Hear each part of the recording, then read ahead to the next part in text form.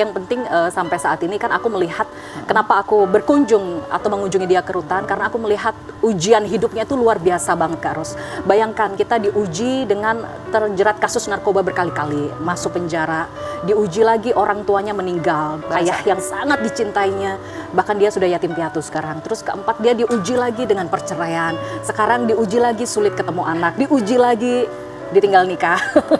Itu kan dia pasti berat, terpukul banget dan pasti tidak mudah menjadi seorang Amar Zoni gitu. Makanya aku kemarin mencoba untuk menguatkan, aku bilang, Amar, dia kan selama ini curhat ke Bang John, dia merasa sendiri, dia merasa tidak punya siapa-siapa. Aku coba menyampaikan ke dia, Amar, kamu jangan merasa kamu sendiri, jangan merasa kamu tidak punya siapa-siapa. Kamu punya Allah yang sangat menyayangi kamu punya Rasulullah yang sayang sama kamu punya saudara, anak-anak yang merindukan kamu di rumah, kamu punya Bang John, kamu punya aku, yang insya Allah akan mensupport dan mendoakan kamu terus. Saya mencoba menguatkan Amar di situ. Ya, kamu menguatkan dan ya bisa berempati dengan apa yang dirasakan Amar. Apakah itu juga yang sempat kamu rasakan ketika kamu sempat mengalami kasus KDRT gitu ya, penelantaran oleh suami, dan kasusmu ini juga masih berlarut-larut belum selesai. Apakah sempat juga kamu merasa seperti itu? Ya kita pasti bahkan sampai detik ini pun saya tersiksa secara mental. Bayangkan Kak Ros, saya di sini tidak hanya mengalami satu kekerasan, tapi banyak di mana ada dugaan kekerasan seksual, kekerasan psikis mental, dan juga kekerasan ekonomi. Sampai saya dirawat di rumah sakit jiwa selama hampir setengah tahun. Saya bertanya-tanya, sebenarnya case saya dengan Amar nih hampir sama, terkendala di kejaksaan kan ya. Case saya ini terkendala di kejaksaan karena ada kemungkinan besar pihak kepolisian dan pihak kejaksaan tidak bisa meneruskan kasus ini dikarenakan mempermasalahkan status legal standing pernikahan saya. Nah, yang saya sesalkan adalah mengapa pihak kepolisian dan juga pihak kejaksaan atau penegak hukum yang terhormat mempermasalahkan status pernikahannya, mengapa tidak fokus pada kasus kekerasannya.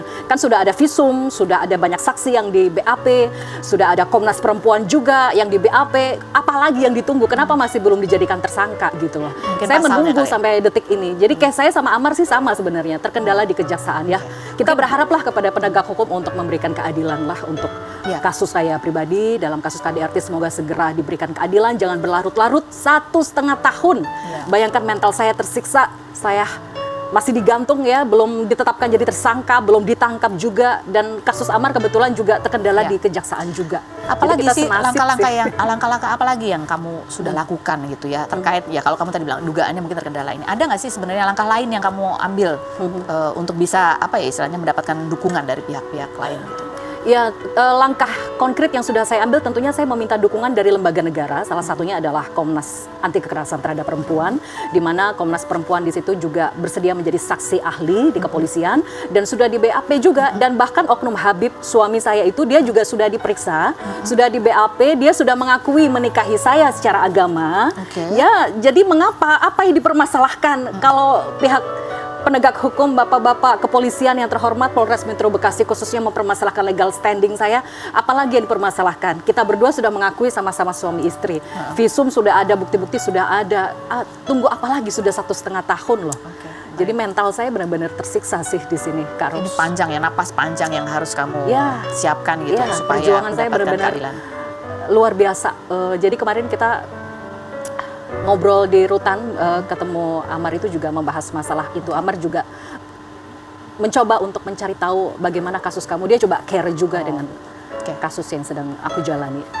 Ya mudah-mudahan nih dengan seperti ini ya ada respon baik atau positif dari kelanjutan kasus kamu.